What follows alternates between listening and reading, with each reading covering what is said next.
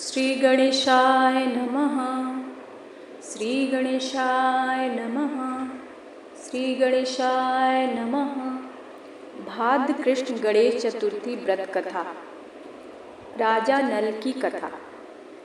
पार्वती जी ने गणेश जी से पूछा कि हे पुत्र, भादु कृष्ण चतुर्थी को संकट नाशन चतुर्थी कहा गया है, तो उस दिन का व्रत किस प्रकार किया जाता है, मुझे समझा कर कहिए।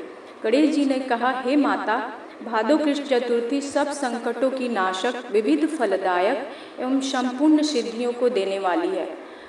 पूर्व वर्णित विधि से ही पूजा करनी चाहिए। हे सिद्धियों, हे पार्वती माता, इस पर व्रत में आहार संबंधी कुछ विशेषताएं हैं, उन्हें बतला रहा हूँ। श्री कृष्ण जी कहते हैं कि हे युधिष्ठिर, पुत्र की ऐसी बात सुनकर पार्वती जी ने उनसे पूछा कि आहार एवं पूजन में क्या विशेषता है, उसे कहिए।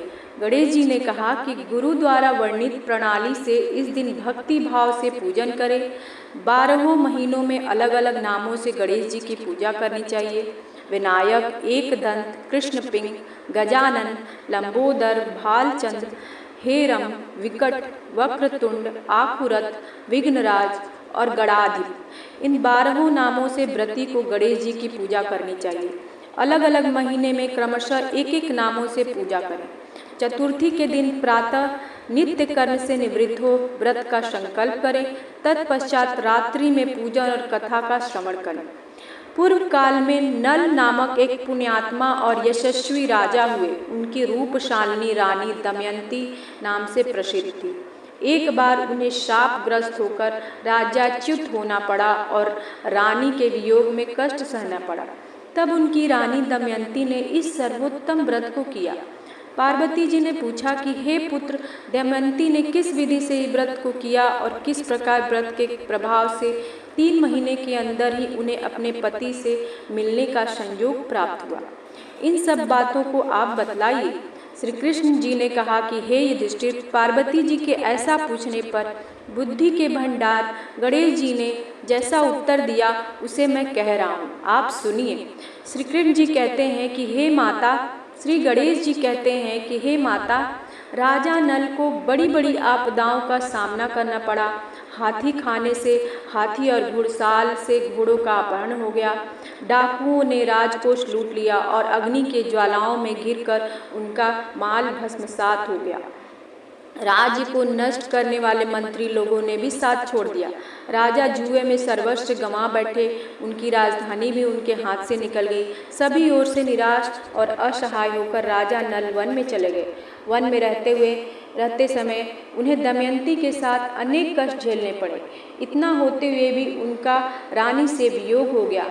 तत्पश्चात राजा किसी नगर में सईस का काम करने लगे। रानी किसी दूसरे नगर में रहने लगी तथा राजकुमार भी अन्यत्र नौकरी करने लगा।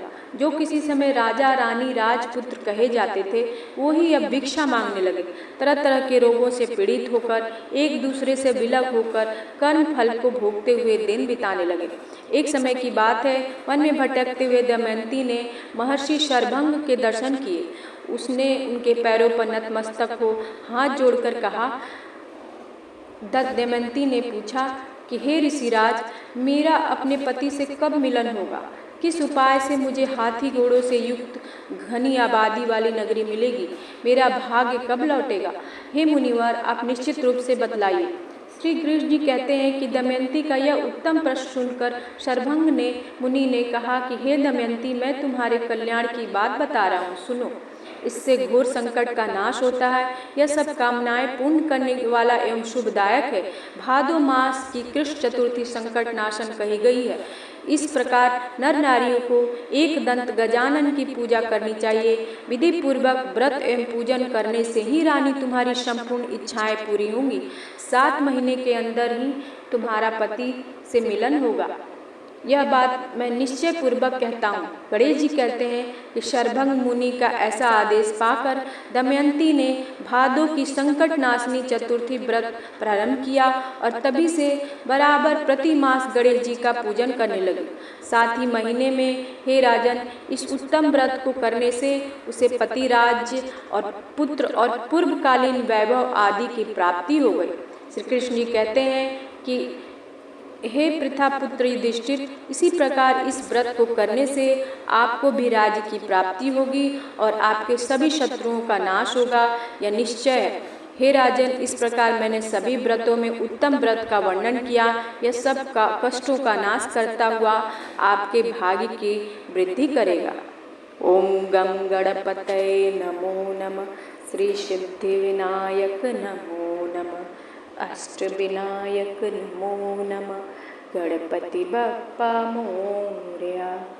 जय गणेश जी।